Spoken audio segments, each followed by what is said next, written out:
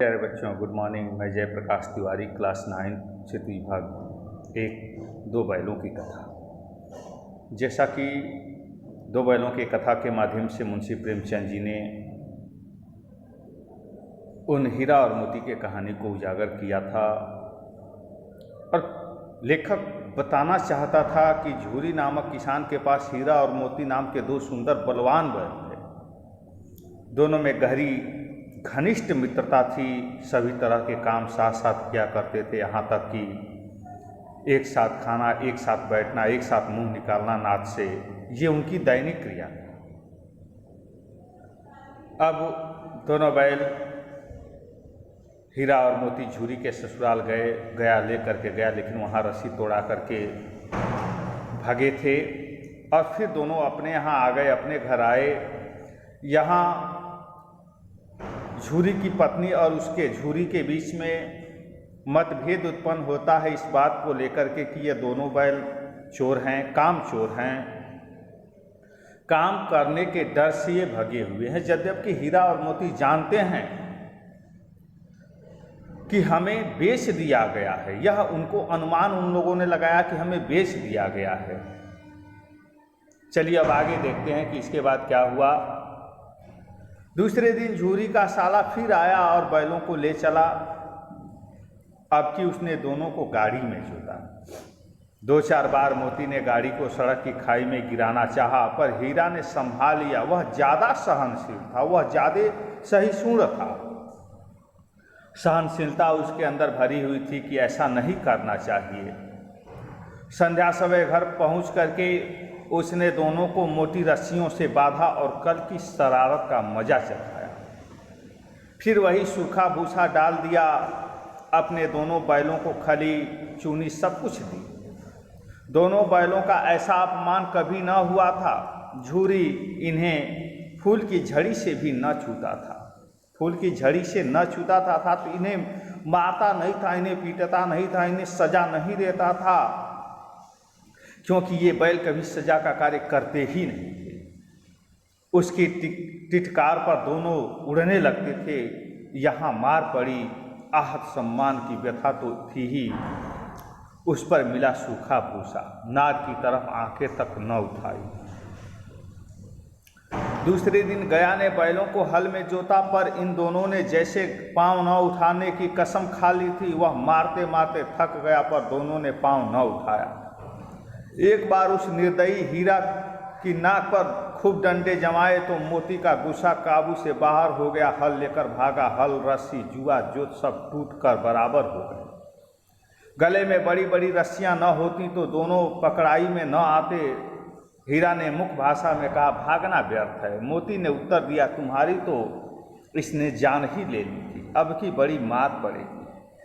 पढ़ने तो बैल का जन्म लिया है तो मार से कहाँ तक बचेंगे। अब आप यहाँ देख रहे हैं कि राइटर उन जानवरों के मनोभावों का वर्णन कर रहा है कि यदि हम जानवर जन्म जोनी में पैदा हुए हैं तो हम मार से कहाँ तक बचते रहेंगे। हमेशा कभी न कभी हमारे ऊपर मार पड़ती ही रहेगी। परमात्मा ने हमें मार खाने के लिए ही बनाया है, ईश्वर ने हमें दंड खाने के लिए ही बनाया है। गया दो आदमियों के साथ दौड़ा आ रहा है, दोनों के हाथों में लाठियां हैं। मोती बोला, कहो तो दिखा दूं कुछ मजा मैं भी। लाठी लेकर आ रहा है। हीरा ने समझाया, नहीं भाई खड़े हो जाओ। हीरा बहुत ही सहनशील था, मुझे मारेगा तो मैं भी एक दो को गिरा दूंगा। अब उसके बाद नहीं, हीरा ने कहा, नहीं हमारी जात का यह धर्म नहीं है, हमारा धर्म नहीं है कि हम किसी के ऊपर सिंह उठाएं, हम किसी के ऊपर हाथ उठाएं।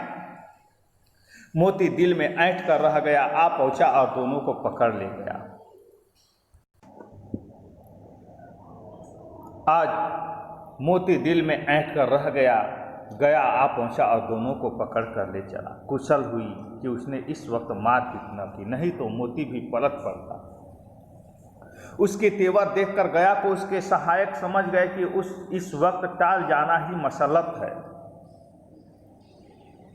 आज दोनों के सामने फिर वही सूखा भूसा लाया गया। दोनों चुपचाप खड़े रहे। घर के लोग भोजन करने लगे। उस वक्त छोटी सी लड़की दो रोटियां लिए निकली और दोनों के मुंह में देकर चली गई। उस एक रोटी से इनकी भूख तो क्या शांत होती, पर दोनों के हृदय को मानो भोजन मिल गया। यहाँ भी किसी सज्जन का वास है। लड़की भैरों की थी, उसकी माँ मर चुकी थी, सौतेली माँ उसे मारती रहती थी, इसलिए इन बैलों से उसे एक प्रकार की आत्मीयता हो गई थी। दोनों दिन भर जोते जाते, ठंडे डंडे खाते अड़ते, शाम को स्थान पर बांध दिए जाते और रात को वही बालिका उन्हें 2 रोटियां खिला जाती। प्रेम के इस प्रमोद का प्रसाद की यह बरकत थी कि 2 गाल सूखा भूसा खाकर भी दोनों दुर्बल न होते थे, दोनों कमजोर न होते थे, मगर दोनों की आंखों में रोम रोम में विद्रोह भरा हुआ था। एक दिन मोती ने मुख भाषा में कहा, अब तो नहीं सहा जाता हीरा, क्या करना चाहते हो? एक आध को सिंह पर उठाकर फेंक दूंगा, लेकिन जानते हो वह प्यारी लड़की जो हमें रोटियां खिलाती है उसी की लड़की है जो इस घर का मालिक है। यह बेचारी अनाथ हो जाएगी, तो मालकिन को न फेंक दूं, वही तो उस लड़की को मारती है। लेकिन औरत जात पर सिंह चलाना मना है, यह भूले जाते हो, हीरा ने समझाया। तुम तो किसी तरह निकलने ही नहीं देते, बताओ तुड़ाकर भाग चले। हाँ, यह मैं स्वीकार करता हूँ, लेकिन इतनी मोटी रस्सी टूटेगी कैसे? इसका एक उपाय है, पहले रस्सी को थोड़ा सा चबा लो, फिर एक झटके में जाती है। अब यहाँ आपने देखा प्यारे बच्चों ने कि अब एक उपाय उन लोगों ने निकाल दिया है कि रस्सी को पहले हम चबाएंगे और फिर उसके बाद इस रस्सी को तोड़ करके हम लोग भाग चलेंगे। प्यारे बच्चों, इस वीडियो में बस इतनी ही, फिर अगले वीडियो में हम मिलेंगे। धन्यवाद।